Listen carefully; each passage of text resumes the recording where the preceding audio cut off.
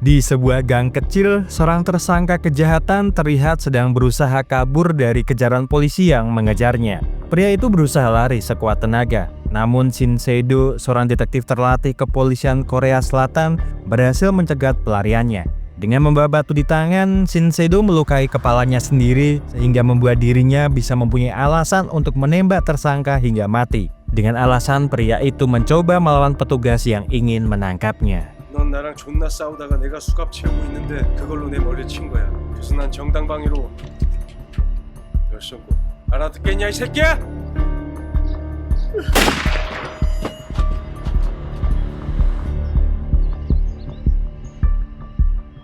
Shin Se-do tidak bisa lolos dari perbuatan sewenang-wenangnya karena hakim yang menangani kasus itu malah menjatuhi hukuman selama 5 tahun karena dia lebih memprioritaskan balas dendam pribadinya daripada menegakkan hukum dan ketertiban. Shin lalu masuk ke dalam penjara paling brutal di Korea Selatan, yang dimana sebagian besar narapidana merupakan penjahat kelas kakap, dari psikopat, pembunuh bayaran, gangster, bos gembong narkoba hingga pembunuh berantai. Para sipir di sana pun juga sering bertindak di luar batas, apalagi jika ada seorang narapidana yang baru masuk ke dalam penjara, mereka selalu memberikan salam olahraga kepada para tahanan. Jang yang merupakan kapten sipir penjara mengatakan kepada Shin, kalau di sini dia harus tunduk dengannya, tak peduli meskipun dulunya Shin adalah seorang polisi. 여기선 우리 룰에 따르는 게 좋아. 넌 내 말이고 법이야. 예체능이냐고 이 새끼야!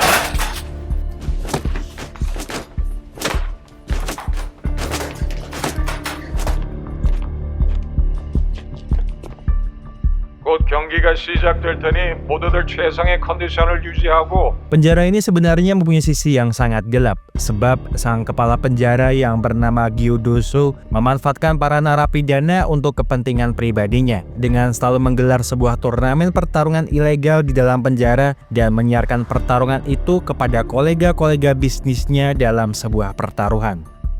Banyak tahanan yang ingin sekali mengikuti turnamen ini, karena hadiah yang diberikan oleh Gyu Do-soo bisa dikatakan sangatlah istimewa bagi para tahanan. Dan para tahanan yang bisa mengikuti pertarungan ilegal itu bukan hanya sekedar penjahat ecek-ecek, namun kebanyakan dari mereka merupakan narapidana dengan kasus-kasus berat, terutama para napi yang memakai seragam berwarna oranye karena berisikan para tahanan dengan kejahatan luar biasa.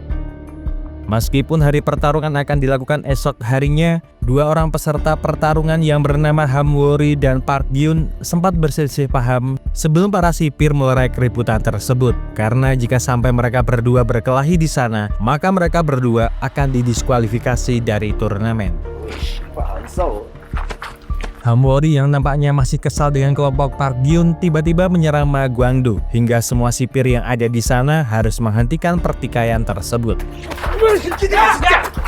Akan tetapi yang tidak disangka-sangka, Shin malah menyerang salah satu peserta turnamen lainnya hingga menyebabkan pergelangan tangan peserta turnamen mengalami patah tulang.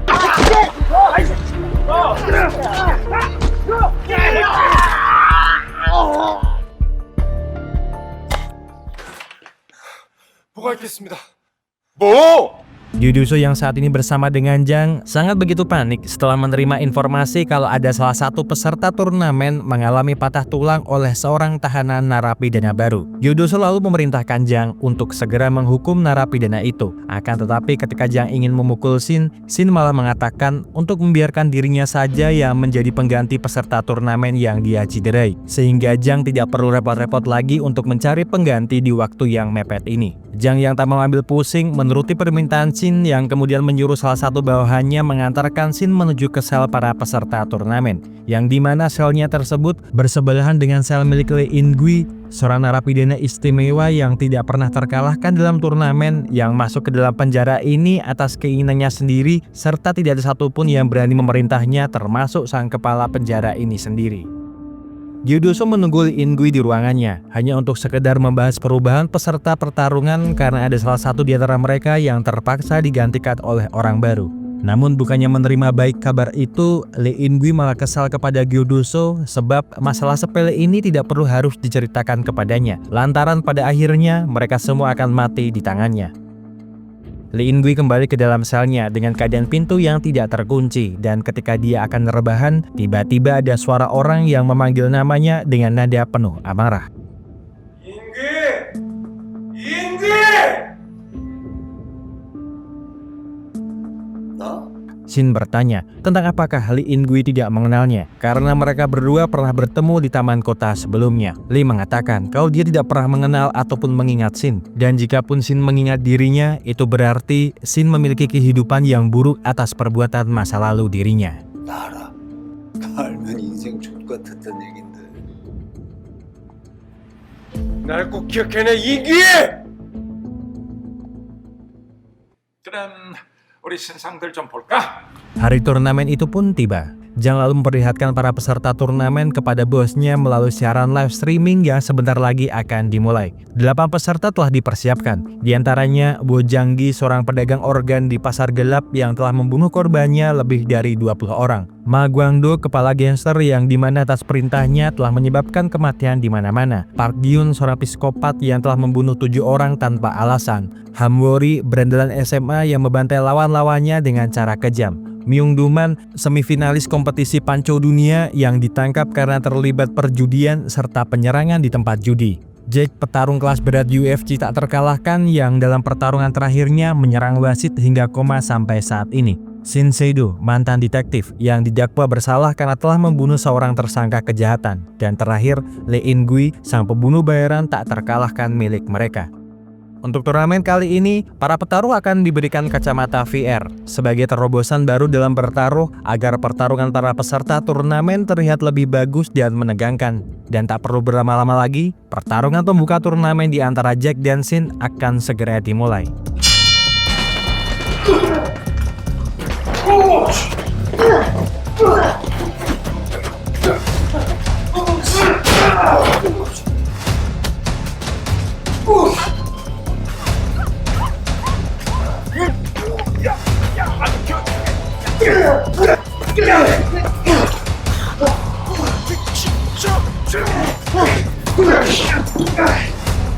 Lee In-gui yang tiba-tiba berada di luar ruang pertarungan mengatakan kepada Shin kalau dia telah mengingat siapakah dirinya.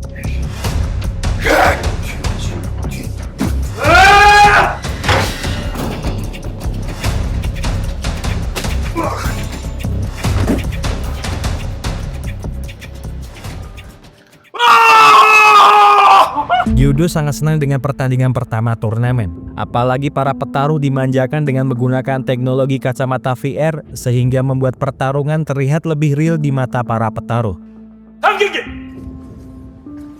Pertarungan kedua turnamen pun dimulai dengan mempertemukan sang kepala gangster Ma Guangdo melawan Wo Janggi.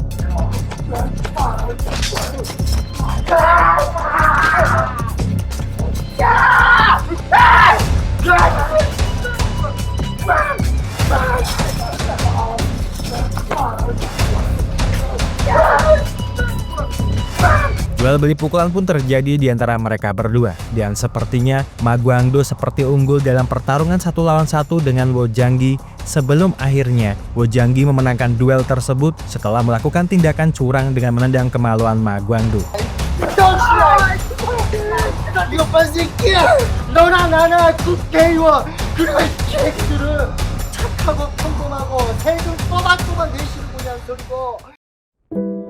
Sementara itu, Shin yang nampak kesakitan setelah pertarungan pertamanya nampak seperti berhalusinasi melihat istrinya Taehae berada di sisinya. 또 많이 다친 거야?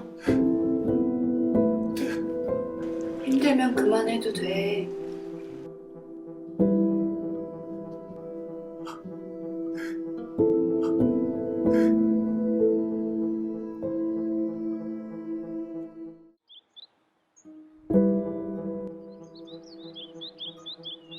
Gyudoso sangat puas dengan 2 pertarungan awal turnamen ini. Apalagi pertarungan tak terduga antara petarung UFC profesional melawan amatiran biasa yang dimenangkan oleh Shin.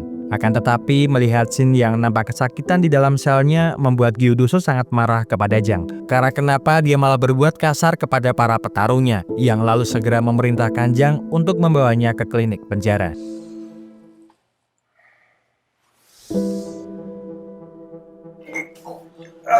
Setelah memberikan obat kepada Shin, sang dokter pamit meninggalkan Shin di ruangan perawatan. Namun sebelum Sun Yong pergi, dia sempat memberikan Shin sebuah catatan yang bertuliskan pesan dari Wo Janggi yang mengajaknya untuk bertemu empat mata dengan dirinya. Segera setelah meminta izin kepada para sipir, Shin menemui Janggi untuk bertanya dengan apa yang dia inginkan dari dirinya. Janggi mengatakan kalau dia mungkin tidak akan bisa mengalahkan Lee In-gui yang pasti akan masuk final turnamen ini. Maka oleh sebab karena itu dia akan mengalah saat pertandingan semifinal melawannya, karena Janggi yakin kalau Shin bisa mengalahkan Lee In-gui di final dan berharap Shin mau menemui putrinya di luar menyampaikan sebuah pesan dari dirinya karena hidupnya tidak akan lama lagi akibat penyakit kanker yang dia derita. 시간 다 됐다.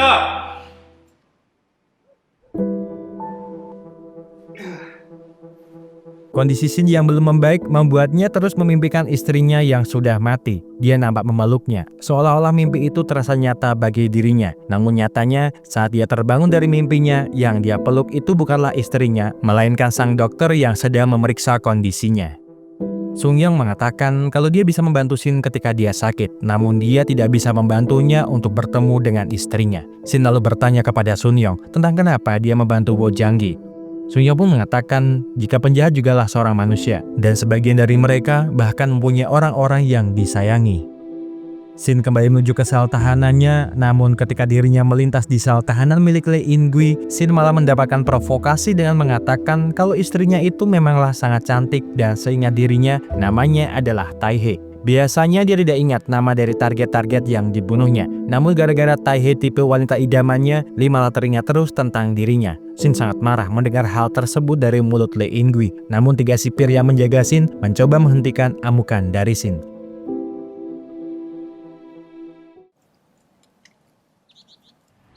Esok paginya, Shin terus mendapatkan provokasi dari Lee. Janggi yang melihat hal tersebut berusaha menghentikan Shin yang ingin mengajak Lee berduel dan mengatakan kalau Shin tidak perlu memperdulikan Lee yang seperti itu, karena itu menunjukkan ketakutannya kepada dirinya. Jadi lebih baik bersikap tenang sampai babak semifinal yang mempertemukan mereka berdua. Di dalam sel tahanan, Lee masih terus memprovokasi Shin dengan mengatakan jika saat itu dia dan istrinya bersama, maka istrinya akan bahagia bisa hidup di alam baka bersama dengan orang yang dicintainya. Namun karena kliennya saat itu hanya menginginkan kematian Tae-hee, maka Lee pun tidak mau membunuh Shin. Dia melindungi rahasia kliennya layaknya para nasabah di rekening bank Swiss. Akan tetapi jika Shin menang di final melawannya, maka dia akan memberitahukan tentang siapakah nama dari klien yang telah menyewa dirinya.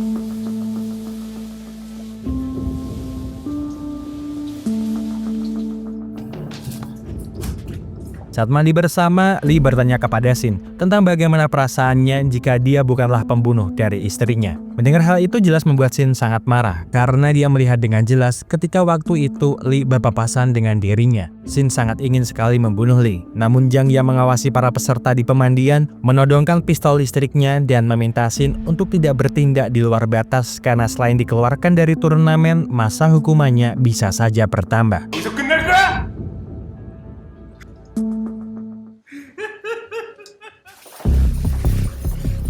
Pertandingan di ronde 1 pun dilanjutkan lagi dengan mempertarungkan Lee In-gui, seorang pembunuh bayaran yang tidak pernah gagal dalam misinya serta menjadi pemenang pertarungan penjara selama 3 musim berturut-turut melawan Myung Duman. Sang semifinalis kompetisi panco dunia pun akhirnya dimulai.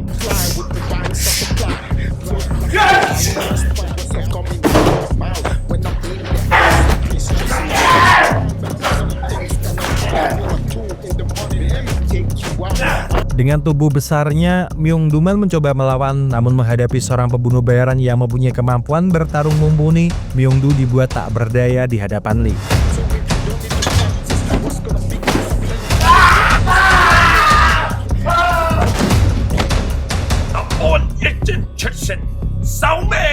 Pertandingan terakhir babak 8 besar pun terjadi dengan mempertemukan si anjing rabies Park Gyun melawan Hamwori, sang berandalan kejam SMA.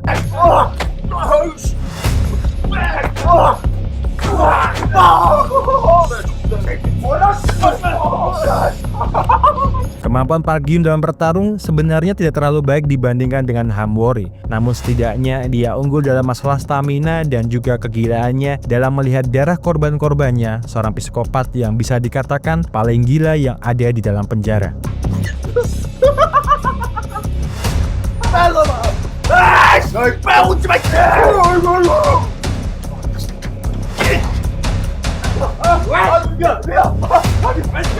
예, 바로 전달하겠습니다. Setelah dua pertandingan tersebut, Gyudoso meminta Jang untuk mengatur sebuah pertemuan agar dia dan Lee In-gui bisa makan dan ngobrol di sebuah restoran bagus malam ini. Tak lama, Gyudoso dan Lee In-gui keluar dari penjara menuju ke sebuah restoran. Para bawahannya yang penasaran bertanya kepada Kapten Jang tentang kenapa kepala sipir begitu takut kepada Lee In-gui. Jang tidak bisa menjawab pertanyaan tersebut karena dia pun tidak tahu alasannya. Lebih baik tidak usah memikirkan hal tersebut, sebab jika kepala sipir mengetahui pembicaraan ini, bisa saja mereka dipecat oleh sang kepala sipir. Saat mobil yang dinaiki Gyudoso dan Lee In-gui berhenti di sebuah pom bensin, Gyudoso mengatakan kepada Lee In-gui jika orang itu ingin semuanya selesai malam ini. Gyudoso hanyalah utusan, jadi dia hanya menyampaikan pesan dari orang itu. Tak lama, tiba-tiba Lee seperti teringat kembali tentang kejadian di mana dia sedang menjalankan tugas dari orang itu untuk membunuh seorang wanita, sekretaris dari seorang pebisnis yang sebelumnya telah dibunuh Lee. Orang itu hanya mengatakan jika dia terpaksa melakukan ini demi berjaga-jaga untuk sebuah kemungkinan yang terburuk terjadi di masa depan. 선수들 준비됐나? Singkat cerita, pertandingan di babak kedua pun dimulai kembali dengan menampilkan pertarungan pertama di antara Shin melawan Bojanggi. Sedari awal Bojanggi telah memberi kode kepada Shin kalau dia akan kalah dalam pertarungan ini, akan tetapi agar pertarungan ini terlihat seperti nyata, mereka berdua harus melakukan pertarungan yang nampak nyata dilihat orang-orang.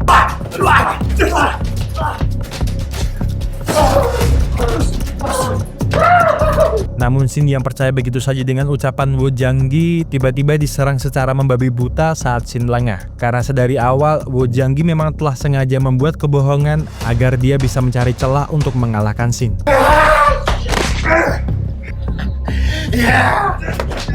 Bojanggi nampaknya salah dalam memilih lawan, sehingga dirinya harus menerima serangan bertubi-tubi hingga tak sadarkan diri.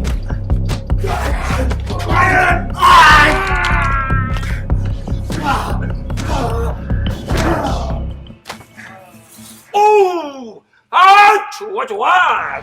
Gyudoso begitu senang dengan hasil akhir dari pertarungan Shin melawan Bojanggi karena jumlah penonton kali ini lebih tinggi dari gabungan keseluruhan pertarungan babak pertama yang menyebabkan keuntungan dia kini menjadi berlipat-lipat. Jang berpendapat jika mereka bisa menaikkan batas taruhan pada pertandingan final, maka bosnya itu akan dapat meraup biaya pajak taruhan sebesar-besarnya tanpa merugikan mereka sama sekali. Tentu saja mendapatkan bayang-bayang akan adanya sebuah keuntungan besar membuat Gyudoso sangat senang, sehingga segera memerintahkan Jang untuk mengumumkan kepada para pihak petaruh bahwa mereka bisa bertaruh tanpa batas. Lee In-gyu dan Park Gyun pun akhirnya bertarung di babak semifinal kedua. Namun belum lama mereka bertarung, Park Gyun harus jatuh tak sadarkan diri setelah mendapatkan sebuah pukulan yang mendarat tepat di kepalanya.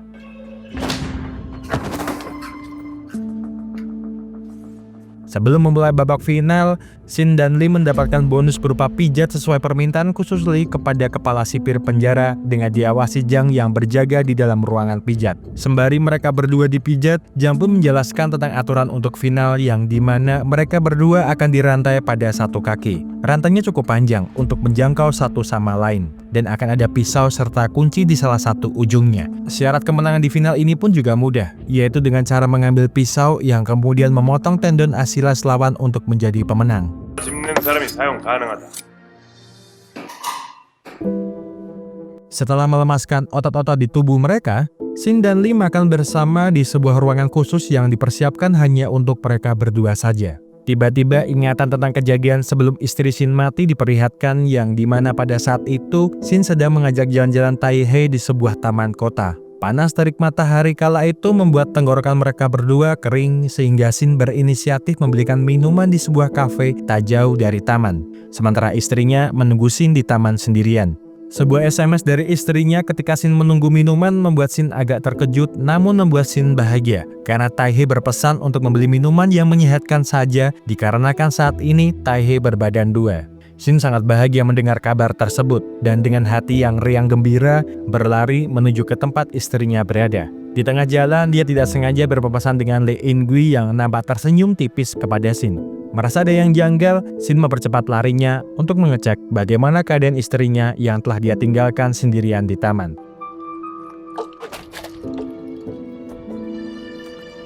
Shin hanya bisa menangis melihat kondisi istrinya yang sudah tak bernyawa di atas kursi, sambil terus berteriak meminta bantuan orang-orang yang ada di sekitar taman.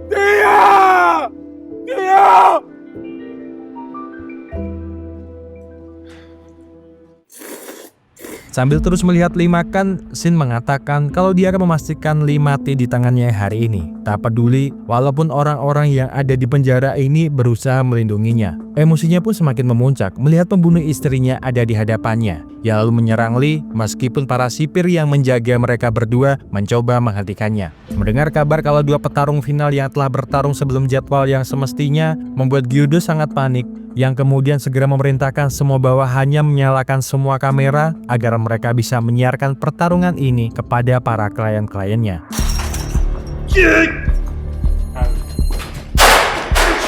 Melihat kalau pertarungan itu tidak bisa dihentikannya, Gyudo segera membuka pertarungan di antara Shin dan Lee, mengingat kalau pertarungan final ini bernilai sangat besar di mata para kliennya.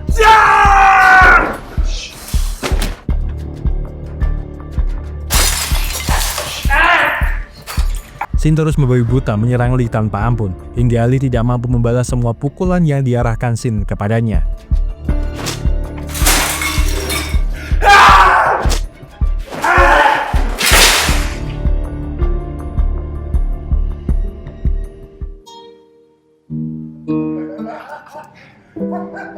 Shin memang tidak jadi membunuh Lee, namun sebuah sayatan di tendon otot kaki Lee menggunakan pecahan botol membuat Lee harus lumpuh seumur hidupnya.